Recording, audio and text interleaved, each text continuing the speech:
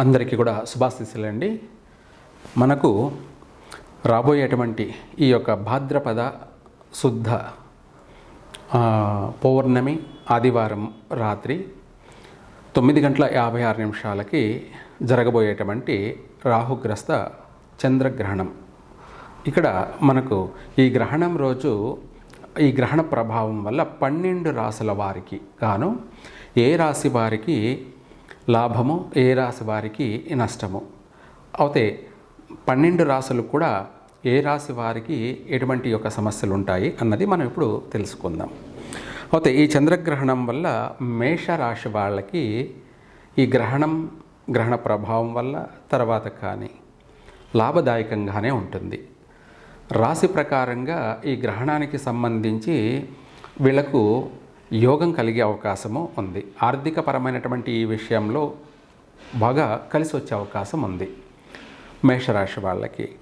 తదుపరి ఇదే ఈ చంద్రగ్రహణం రాహుగ్రస్త చంద్రగ్రహణం వల్ల వృషభ రాశి వాళ్ళకి వ్యధ అంటే మనోవ్యధ, మానసికమైనటువంటి బాధలు, అలాగే కాస్త భయము, టెన్షను, కంగారు ఇటువంటివి అధికంగా ఏర్పడే అవకాశం ఉంది. ఎందుకంటే చంద్రుడు మనసుకు కారకుడు అన్నమాట. ఓం చంద్ర అరిష్టేతు సంప్రాప్తే చంద్ర పూజాంచ కారయేతు చంద్రధ్యానం ప్రవక్ష్యామి మమ మనః పీడోపశాంతి. అంటే నా మనసుని పీడించవద్దు అని దీని యొక్క అర్థం. అంటే మనసును పీడించడం అంటే మానసికంగా ఆలోచనలు ఎక్కువ, బాధలు ఎక్కువ, టెన్షన్ ఎక్కువ, కంగారు ఎక్కువ, ఆలోచనలు పిచ్చి ఆలోచనలు ఎక్కువగా, తొందరపాటు నిర్ణయాలు, అతిగా ఆవేశపడడాలు ఇవన్నీ కూడా కలిగే అవకాశం ఉంటుంది. దాన్నే మనోవ్యధ, ఒక మాటలో మనోవ్యధ. అందుకనేసి ఈ యొక్క వృషభ రాశి వారికి ఆర్థికంగా బాగున్న, కొన్ని విషయాల్లో బాగున్నా ఏదో తెలియనటువంటి బెరుకు, భయము, బాధ. అందుకనేసి ఈ యొక్క వృషభ రాశి వారికి ఈ చంద్రగ్రహణం ప్రభావం అంతగా బాగలేదు. తర్వాత మిథున రాశి వాళ్ళకి, ఇక్కడ మిథున రాశి వాళ్ళకి వచ్చేసి ఇది కూడా చింతన అంటే మనసు వెలితి, ఎంత చేసినా, ఎంత కష్టపడినా, ఎంత పరిగెటి పాలు తాగినా, నిలబడి నీళ్లు తాగినా అంతే అన్నట్లుగా వీళ్ళకి ఎంత చేసినా కూడా ఏదో తీరని చింత. ఈ చింతన అనేది కూడా మనసుకు సంబంధించిందే. ఈ యొక్క చంద్రగ్రహణం అనేది చంద్రుణ్ణి రాహు మింగి వదలడమే చంద్రగ్రహణం. దీన్నే పట్టు విడుపు. ఈ పట్టు విడుపు అన్నది ఆదివారం రాత్రి శతభిష నక్షత్రం, పూర్వభాద్ర నక్షత్రం అంటే కుంభరాశిలో ఆదివారం రాత్రి 9:56 నుండి ఇక్కడ 12:25 వరకు కూడా ఈ యొక్క పట్టు విడుపు ప్రభావం వల్ల ఈ యొక్క మిథున రాశి వారికి మనోచింతన అంటారు. మనోచింతన అంటే ఎక్కువగా బాధలు, దుఃఖాలు, ఎక్కువగా ఆలోచించడాలు, ప్రతిదానికి భయపడడాలు ఇటువంటివి కూడా ఉన్నాయన్నమాట ఈ గ్రహణ ప్రభావం. అలా మిథున రాశి వారికి మనోచింతన కలగచేస్తూ ఉంది అన్నమాట. ఏది ఏమైనా కానీ మనసుకు సంబంధించినటువంటి విషయం అన్నమాట. అలాగే ఈ యొక్క చంద్రగ్రహణం వల్ల కర్కాటక రాశి వారికి సర్వ సౌఖ్యము అంటే ప్రతి విషయాలలో, ప్రతి రంగాలలో కూడా వీళ్ళకు శుభవార్తలు, అలాగే మనసు ఉల్లాసము, మనసు ప్రశాంతత అనేది కూడా ఉంటుంది. అంటే ఇవన్నీ బాగుండాలి అనంటే మన యొక్క అనుకున్న ప్రతి పని నెరవేరినప్పుడు, మనం ప్రారంభించిన ప్రతి పని కూడా విజయవంతంగా సాగినప్పుడే మనకు సర్వసౌఖ్యం కలుగుతుంది. ప్రతి విషయాల్లో కూడా, వివాహం విషయంలో కావచ్చు, ఆరోగ్య విషయంలో కావచ్చు, విద్యా విషయంలో కావచ్చు, ఉద్యోగ విషయంలో కావచ్చు, ఇవన్నీ కూడా చాలా ఆనందదాయకంగా ఉంటుంది. ఈ యొక్క చంద్రగ్రహణం వల్ల ఈ కర్కాటక రాశి వారికి యోగం కలగబోతుంది. దీన్ని సర్వసౌఖ్యము అంటారు. శుభప్రదంగానే ఉంది. ఈ గ్రహణ ప్రభావం వల్ల కలిసే వస్తుంది. తదుపరి సింహరాశి వాళ్ళకి, ఈ సింహరాశి వాళ్ళకి ఈ గ్రహణం ముందు నుంచే మామూలుగా బాగాలేదనుకోండి, ఇంకా ఈ గ్రహణ ప్రభావం వల్ల ఈ సింహరాశి వాళ్ళకి అన్ని విషయాలలో కూడా అధికమైనటువంటి కష్టాలు ఉన్నాయి, నష్టాలు ఉన్నాయి. ఇదే కాకుండా స్త్రీలకి కష్టమే ఉంది, స్త్రీల వల్ల మగవాళ్ళకి కూడా కష్టకాలంగా ఉంది. అంటే స్త్రీలు భర్తలను కావచ్చు ఎక్కువగా పీడించడం జరిగే అవకాశం ఉంది. అంటే ఈ రోజుల్లో మనం వింటున్నాం కదా, ఎప్పుడైనా భర్త భార్యను చంపాడని ఎక్కువగా అధికంగా వింటుండేవాళ్ళము. ఇప్పుడు రివర్స్ అయ్యి భార్యలే భర్తలు చంపుతూ ఉన్నారన్నమాట. అంటే ఇది స్త్రీ కష్టము అంటారు. ఇటువంటి ప్రాణ నష్టాలు అధికంగాను, శత్రువులు అధికంగాను, అంటే రహస్య శత్రువులు కావచ్చు, లేదంటే ప్రత్యక్షమైన శత్రువులు కావచ్చు, అన్ని విధాలు కూడా సింహరాశి వాళ్ళకి అధికమైన కష్టం ఉంది అన్నమాట. అందుకనేసి ఈ యొక్క సింహరాశి వాళ్ళకి ఈ గ్రహణ ప్రభావం వల్ల అధికమైనటువంటి నష్టాలే కలిగే అవకాశాలు ఉన్నాయి. తర్వాత కన్యా రాశి వాళ్ళకి ఈ యొక్క చంద్రగ్రహణం వల్ల కన్యా రాశి వాళ్ళకి రాశి ప్రకారంగా బాగున్న ఈ గ్రహణ ప్రభావం వల్ల అతి కష్టము. ఈ యొక్క కన్యా రాశి వాళ్ళకి అతి కష్టము అంటే ఇంకా చెప్పాల్సిన అవసరం ఏముంది. ప్రతి విషయాలలో కూడా వీళ్ళు ఎక్స్పెక్టేషన్ చేసింది, వీళ్ళు అనుకున్నది ఏదో అవుతుంది, ఏదో జరుగుతుంది, మనం బాగుపడచ్చు అని అనుకుంటే తాను ఒకటి తలంచితే దైవం ఇంకోటి తలంచాడు అన్నట్టుగా ఈ యొక్క నెగిటివ్ ప్రభావం, గ్రహణ ప్రభావం వల్ల అనుకున్నది ఒకటి, జరిగేది ఇంకొకటి. ప్రతి విషయాలలో కూడా అంతే ఉంది. అందుకే దాన్ని అతి కష్టము. ప్రతి విషయాలలో కూడా బాగా కష్ట నష్టాలు అధికంగా ఉన్నాయి ఈ యొక్క కన్యా రాశి వాళ్ళకి. తదుపరి తులారాశి వాళ్ళకి, ఈ యొక్క తులారాశి వాళ్ళకి వచ్చేసి మాననాశనము అంటే పబ్లిక్లో పరువు ప్రతిష్టలు సంబంధించి ఈ గ్రహణ ప్రభావం వల్ల మానవమానాలు, అంటే మనం మంచి చేసినా కూడా మనం కల్మషం లేకుండా 10 మందికి మనము ఏదో మంచి చేద్దామని మంచి చేసినా కూడా అది రివర్స్ అయ్యే అవకాశం ఉంది. దాన్నే మాననాశనము, మానవమానాలు అనేది అంటే పరువు ప్రతిష్టలకు సంబంధించినటువంటి భంగం కలిగే అవకాశం ఉంది తులారాశి వాళ్ళకి. అలాగే వృశ్చిక రాశి వాళ్ళకి కూడాను సర్వసుఖము. ఈ యొక్క చంద్రగ్రహణ ప్రభావం వల్ల వీళ్ళకి సర్వ విధాల కూడా సుఖం కలిగే అవకాశం ఉంది. ఒక ఆరోగ్య విషయంలో తప్ప మిగతా అన్ని విషయాలలో కూడా బాగానే ఉంది. ఇంకా కూడా చెప్పాలంటే ఆరోగ్య విషయంలో కూడా దాని నుంచి ఏదైనా బయటపడే అవకాశం ఉంది. కాబట్టి ఆ విధంగా కూడా వీళ్ళకు సుఖం కలిగే అవకాశం ఉంది. తదుపరి ధనుసు రాశి. ఈ ధనుసు రాశి వారికి ఈ గ్రహణ ప్రభావం వల్ల లాభం చేకూరేదే ఎక్కువగా ఉంది. అంటే ఏ పని మొదలుపెట్టినా కూడా లాభదాయకంగా సాగుతుంది, చక్కగా కలిసే వస్తుంది. తర్వాత మకర రాశి వారికి, మకర రాశి వారికి వచ్చేటప్పటికి వ్యయము అంటే లాస్. ప్రతి పని కూడా అధికంగా శ్రమించాలి.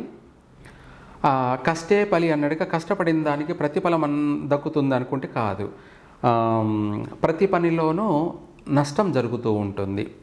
మనం ఏదనుకున్నా కూడా ముందుకు సాగకపోవడము, ప్రతి పని కూడా లేదు. ఏదన్నా వ్యాపారం పెట్టినా లేదా ఏ పనైనా మనము చెయ్యాలని ప్రారంభించినా దానివల్ల లాస్ అనేది, వ్యయం, ఖర్చు జరిగే అవకాశమే అధికంగా ఉంది. అంటే నష్టపోయే అవకాశమే అధికంగా ఉంది. తర్వాత కుంభరాశి. ఈ కుంభరాశికి ఈ గ్రహణం ఘాతుకం. అంటే అది చెప్పలేనంత భయంకరమైనటువంటి కష్టాలు, నష్టాలు ఒకటి కాదు. ఆర్థిక నష్టము, ఆరోగ్య నష్టము, వ్యాపార వ్యవహార నష్టము, కోర్టు వ్యవహారాలందు రివర్స్ కావడము, ఇంకా భార్యాభర్తల మధ్య చిన్న సమస్యలు కూడా పెద్దగా సమస్యలు వచ్చి విడిపోయేటువంటి సమస్యలు, సంతాన నష్టాలు, ఇటువంటివన్నీ కూడా అధికంగా ఉన్నాయి. మొత్తం మీద ఓవరాల్గా కుంభరాశి వాళ్ళకి ఈ గ్రహణ ప్రభావం వల్ల ఘాతుకం అంటే అత్యంత అశుభప్రదంగా ఉంది. ఎందుకంటే ఆ రాశిలోనే ఈ చంద్రగ్రహణం జరగబోతుంది. తర్వాత మీనరాశి వారికి వచ్చేటప్పటికి ఈ గ్రహణ ప్రభావం వల్ల హానికరం.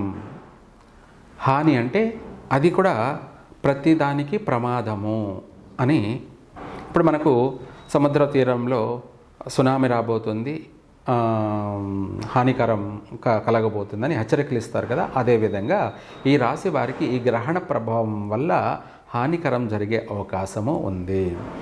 ఇదే కాకుండా సరే ఇప్పుడు ఇవన్నీ ఉన్నాయి, గ్రహణం జరగబోయేది ఆగదు, అది ప్రకృతి సహజం, దాని తాను పని తాను గ్రహాల రీత్యా మనకు నవగ్రహాలలో రాహు గ్రహం వచ్చేసి చంద్రగ్రహాన్ని మింగడం వల్ల ఇది ప్రపంచానికంతా కూడా ఒక అశుభ సూచిక. కాబట్టి దీనివల్ల సముద్రాలు పొంగే అవకాశం ఉంది, భూకంపాలు సంభవించే అవకాశం ఉంది, ప్రమాదాలు, ప్రాణ నష్టాలు జరిగే అవకాశమే ఉంది. అంటే ప్రపంచవ్యాప్తంగా విపత్తులు సంభవించే అవకాశం ఉంది.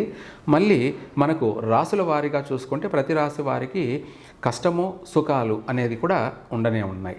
వీటన్నిటి నుంచి మనము తప్పించుకు తిరుగుబాటు ధన్యుడు సుమి అన్నట్టుగా 12 రాసుల వాళ్ళు కలిసి ఒక మంత్ర జపం, అది కూడా ఏమిటి అంటే వాయు పుత్రుడైనటువంటి ఆంజనేయుడు, అంటే ఆంజనేయ స్వామి, ఇతనుకు ఎటువంటి గ్రహదోషాలైనా, ఎటువంటి విపత్తులైనా, ఎటువంటి ఉత్పాతాలైనా, ఎటువంటి సమస్యనైనా కూడా వాటన్నిటినీ కూడా సమూలంగా నాశనం చేసి సర్వకార్యసిద్ధిని చేకూర్చేవాడు. అంటే రాముడికి శత్రువైనటువంటి రావణాసురుని యొక్క సమూహాన్ని అంతా కూడా నాశనం చేసి రాముడికి సీతను అప్పగించి శ్రీరాముడికి పట్టాభిషేకంని జరిపించినటువంటి కార్యసాధకుడు ఆంజనేయ స్వామి. అదేవిధంగా మనకు వాయువేగాన ఆ విషగాలి అనేది ప్రపంచవ్యాప్తంగా స్ప్రెడ్ అవుతుంది. కాబట్టి ఆ సమయంలో, గ్రహణ సమయంలో అటువంటి విషగాలిని కూడా ఆయన సునాయాసంగా నెగిటివ్ గాలిని కూడా పాజిటివ్ గాలిగా మార్చేటువంటి కార్యసాధకుడు. మన ప్రతి కార్యాన్ని కూడా నెరవేర్చేవాడు. ప్రతి కార్యము అంటే వివాహం అనుకునే వాళ్లకు వివాహం నెరవేరడం, ఈ 12 రాసుల వాళ్ళకు కూడా, అంటే వివాహ ప్రయత్నాలు చేస్తున్న వాళ్ళకి సక్సెస్ కావడం, వ్యాపార వ్యవహారాలు చేసేటువంటి వాళ్ళకి వ్యాపారాలు ప్రారంభం చేసుకోవడం కానీ, అందులో లాభసాటిగా విజయవంతంగా కొనసాగించడం కానీ, అలాగే చదువుకుంటున్నటువంటి విద్యార్థులకు మంచి జ్ఞానము, ఉన్నత విద్యా ప్రాప్తి కలగడము, అలాగే ఇదే కాకుండా ఉద్యోగం చేస్తున్నటువంటి వాళ్ళకి అక్కడ ఎటువంటి నష్టాలు లేకుండా, ఉన్న జాబులు పోకుండా ఆ ఉన్న జాబుల్లోనే ఇంకా ప్రమోషన్ పొందే అంత అభివృద్ధి చెందేటువంటి అనుగ్రహము. వీటితో పాటు ఆరోగ్యపరంగా మనకు చక్కగా పాజిటివ్ గాలి రావడం వల్ల సంపూర్ణమైనటువంటి ఆరోగ్యము కలుగుతుంది. ఇదే కాకుండా సర్వ ప్రమాదాలను కూడా నివారణ చేస్తాడు. మనల్ని వాయువేగాన రక్షిస్తాడు. మనకు చెప్పడు, మనకు తెలియకుండానే ప్రకృతి సాక్షిగా మనల్ని కాపాడుతూనే ఉంటాడు. ఇలా చెప్పుకుంటూ పోతూ ఉంటే అన్ని విధాల, సర్వ విధాల కూడా గర్భవతులుగా ఉన్నటువంటి స్త్రీలకి ఇంకా కూడా ఎటువంటి అవయవ లోపం లేకుండా చక్కగా అందమైనటువంటి పిల్లలు కలిగేలాగా ఆ గ్రహణ దోష ప్రభావం అనేది ఎటువంటి నష్టాన్ని కలగ చేయకుండా కాపాడేటువంటి వాడే ఆంజనేయ స్వామి. అందులోనూ ఈ యొక్క ఆంజనేయ స్వామి మనం అనుగ్రహం పొందడానికి ఈ 12 రాసుల వాళ్ళు కూడా ఈ మంత్రాన్ని పఠించండి. సర్వకార్య సిద్ధిరస్తు. ఆయన వెంటనే ఉంటూ మనల్ని అందరినీ కూడా కాపాడుతూ ప్రపంచాన్ని, ఈ విశ్వాన్ని అంతా కూడా రక్షిస్తూ ఉంటాడు. ఇది గాలి ద్వారా మనం ఉచ్చరించే మంత్రం. మనం మంత్రాన్ని గాలి ద్వారా స్ప్రెడ్ అయిపోతూనే ఉంటుంది. వాయువేగాన ఆ ఆంజనేయ స్వామి మనల్ని కూడా కాపాడుతాడు. ఈ మంత్రాన్ని అందరూ కూడా పఠించవచ్చు. ఎప్పుడైనా పఠించవచ్చు. అలాగే ఇంకా చెప్పాలి అంటే గ్రహణం రోజు కూడా ఈ మంత్రాన్ని పఠించవచ్చు. పనుకునే ముందు ఒక 5 సార్లు ఈ మంత్రాన్ని పఠించి పనుకున్నారంటే ఆ రాత్రి అంతా కూడా ఆ హనుమంతుడు మనల్ని కాపాడుతూనే ఉంటాడు. ఎవరైతే ఈ మంత్రాన్ని పఠిస్తారో వాళ్ళని సదా రక్షిస్తూనే ఉంటాడు. ఆ మంత్రం కూడా మనకు వీలైనంత వరకు కూడా ఈ మంత్రాన్ని మనం పఠించేటప్పుడు చక్కగా నోట్లో నీళ్లు వేసుకొని పుక్కిలించి, అంటే శుభ్రతగా వాక్కు శుద్ధి రావాలి కాబట్టి, మనము మంత్రం వచ్చేసి పవిత్రంగా రావాలి కాబట్టి మనము కంపల్సరిగా నోటిని పుక్కిలించుకొని ఈ మంత్రాన్ని పఠించండి. ఓం హ్రాం హ్రీం హ్రౌం హం హరిమర్కటమర్కటాయ హూం ఫట్ స్వాహ. అలాగే మమ సర్వకార్య జయాయ అంటే మమ సర్వకార్య జయాయ అంటే ఎవరెవరు ఏ పని చేస్తున్నారో, లేదు మనము అన్ని పనులు చేస్తున్నాము, అవన్నీ కూడా విజయవంతంగా పూర్తి కావాలి అని, అంతేకాకుండా నువ్వు నా వెంటనే ఉండి నన్ను రక్షించువు, నన్ను రక్షింపుము అని ఈ మంత్రం యొక్క అర్థము పరమార్థము. మరలా ఒకసారి ఈ మంత్రాన్ని చెబుతాను, అందరూ కూడా వినండి. ఓం హ్రాం హ్రీం హ్రౌం హం హరిమర్కటమర్కటాయ హుం ఫట్ స్వాహ. ఈ మంత్రాన్ని తరచూ ప్రతిరోజు కూడా ప్రతి రాశి వాళ్ళు పఠించవచ్చు. లేదంటే ఆ గ్రహణం రోజు పనుకునే ముందు ఒక 5 సార్లు పఠించండి చాలు. ఇంకా ఆ ఆంజనేయ స్వామి మిమ్మల్ని అందరినీ కూడా సర్వదా రక్షిస్తూ ఉంటాడు. సర్వే జన సుఖినో భవంతు.